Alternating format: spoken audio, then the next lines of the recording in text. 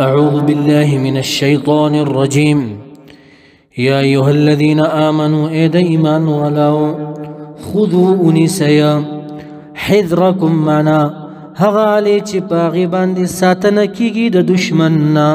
چه مرچی دی او وسلی دی حذرکم هغالي چه پاغي باندي ساتنه کیگی د دشمننا چه مرچی دی او وسلی دی یعنی ما يحذر به من العدو هغه چه ځان ساتل کیگی پاغي باندي د دشمننا چه مرچی دی او وسلی دی الله وی داونی سی تاسو فانفروا معنا فخرجوا پس زي جهاد تالا وی ثبات معنا جماعت ڈلی ڈلی زي جهاد تا او انفروا یا زي جهاد تا جميعا معنا په غونډه باندې مجتمعين كلكم ټول زي جهاد تا خو ټیم تبګوریا خا انفرون یو عیر دی بل نفیر انفرون نفیر چاته ویل کیږي د جهاد سفر ته نفیر ویل کیږي او عیر تجارت سفر ته د تجارت قافلې ته عیر ویل کیږي رب کریم فرمای وان منکم یقینا بعض استاسنا لمن خامخا غدی لیبطئن خامخا پتاکید سستیږي یعنی رست پاتې کیږي د جهاد نه لک عبد الله ابن ابي ها لا يبطئن سستيجي معنا لا يتأخرن ولا يتثاقلن خامخا پتاکید سره رست پاتې کیږي درون کیږي عن الجهاد د جهادنا بطا هم مرغاوي هم دغه شړق ډیر سستی ورکی سمبط دي د منافقان فإن أصابتكم پس کچری ورسیږي تاسو ته مصیبت یعنی قتل و هزیمه قتل و شکست قال وین دا منافقا قد پتاکید سرا انعم الله انعام کړي الله تبارک وتعالى علی پما باندې بالقعود پناست سرا د جهادنا اذ لم اكن پاغه وخت کې چې زنوم معهم دي سرا شهیدا منا حاضرا دا ما باندې الله لوی انعام کو خدای چې زدي سره حاضر نوم لاندې تلار شنیمینا وګوره رب کریم فرمایي کأن لم تکن دا خبر څنګه کوي دی کأن لم تکن لک چې نو بینکم پمنس تاسو کې و بینه او پمنس دد کې مودتنا سدوستی نو معرفت سپیجنګر نو ځان داسې بیگان ښکارا کی دا منافقان بیا په دې انداز سره داوی کوي لارش آیت اول سرتا ولئن اصابکم کچری ورسیگی تاسو تا فضل سبهتری من الله د جانب د الله نا ليقولن خامخا پتاکید سره وی هذا المنافق دا منافقا یا لیتنی های افسوس هلاکت مالرا کنتو چویزا کاش چه زهم و معهم دی سرا فی تلک الغزا پدی غزا کې فافوزا پس کامیاب شوه ز فوزن په کامیابی عظیما لوی سرا ماتم د غنیمت نسملاو شوه رب کریم امر کوي فليقاتل پس باید د چې جهادونو کې دا منافقان فی سبیل الله پلار د الله کې الذين فاعل د یقاتل سوک الذين كسان يشرون معنا يختارون چې غورکې دا منافقان الحیات الدنیا جن دنیوي لرا بالآخرت په مقابله د آخرت چې دا منافقان دي نو دیدم جهادونه وکي یا فليقاتل اولګو مؤمنانو سره فليقاتل پس باید دی چې جهادونه وکي دا مؤمنان فی سبیل الله په لار د الله کې الذين مؤمنان يشرون يبيعون سرمانوكا يشرون منا يبيعون چه خرسيدا مؤمنان الحياة الدنيا جن دنيوي لرا بالآخرة بمقابل دا آخرت کی يعني جن دنيوي خرس کی آخرت واخلي لك ومن الناس من يشري بعض دا خلقنا غدي چه زانون خرسي ابتغاء مرضات الله دا پالا دا طلب دا رزامن دے دا الله رب کریم فرمای ومن هرغسوک یقاتل چی جهادونو کی فی سبیل الله پلا رد الله کی تردی پوری فیقتل چی پس شهید کریشی او یغلب یا غالب شی غازی شی فسوف پزر دی چی نؤتیه وربکم دغ انسان لرا اجر عظیما لیا وما لکم سچل دی تاسو لرا اللہ و الا تقاتلونا چې جنگونه نه کوئ تاسو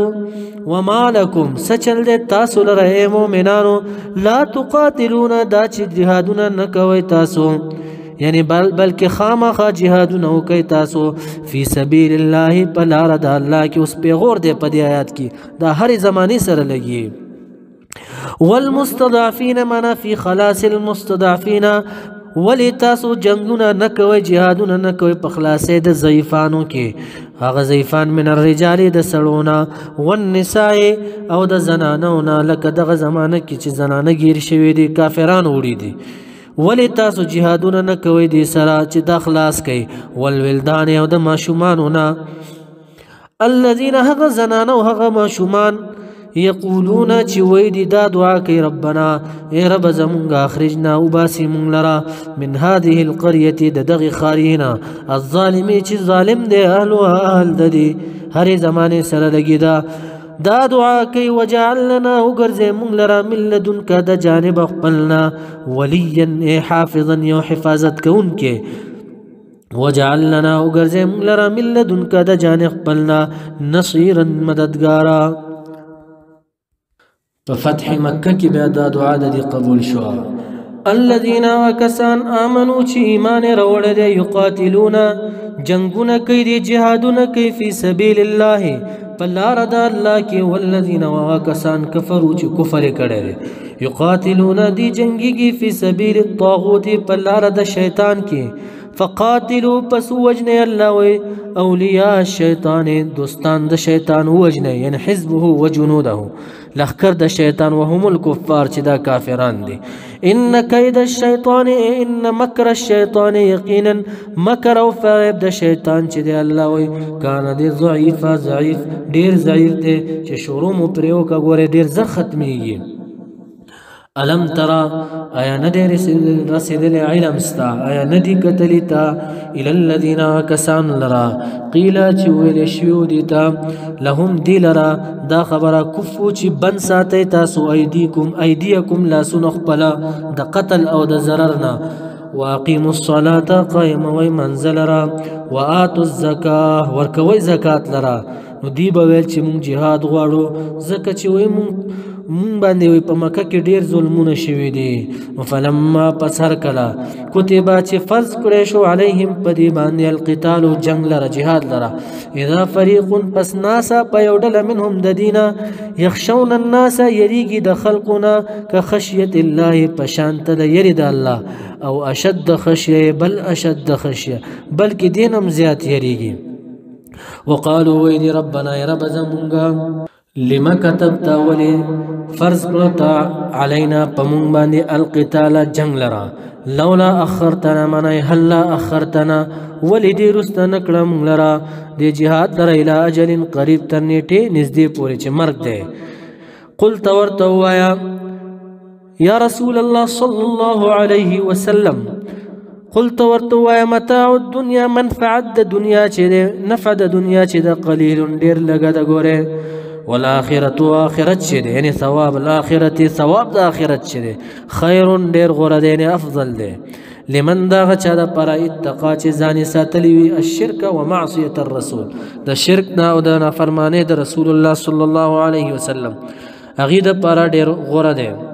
ولا تظلمون او ظلم بنشي کوله پتا سبانه فتیلا په اندازه د فتیل ستویل کیږي د زړی مینس کې چې غنره تاروي یا د ګوتو مینس کې د چودونو کې چې خیره وي د ته فتیل ویل کیږي.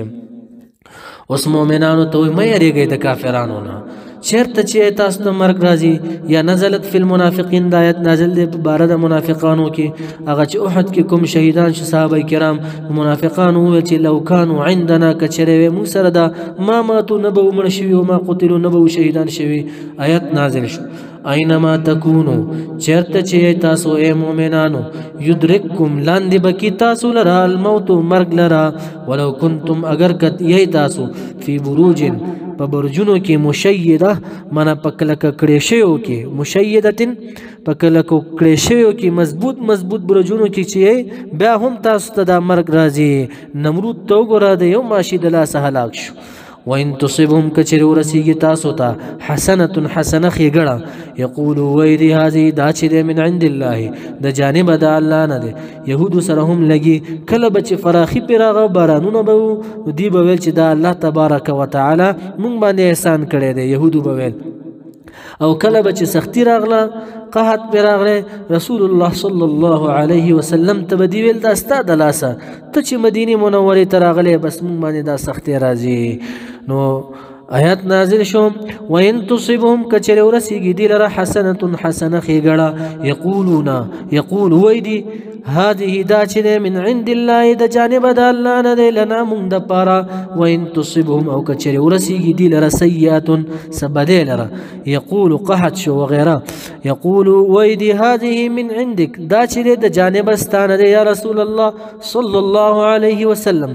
جواب ورکا قلت ورته وایا پیغمبر علیہ السلام کل طول چی دی من عند الله دا جانب دا اللہ ندی مانا دا تقدیر دا خیر و شر چی دی دا جانب دا الہ ندی فما لهؤلاء القوم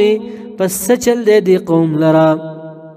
لا یکادون قریب ندی یفقهون چی پوشی دی حدیثا مانا قولا پا خبر بانی یا په قرآن کریم باندې سچل دی چې دی نه پوهیږي اړوخ په خبره نه پوهیږي دی ما اصابک هغه چې رسی تعالی را من حسنة من زائد حسنه فاعل د اصابه من حسنة معنا حسنه خیر و نعمت خیر ورسیږي تا ته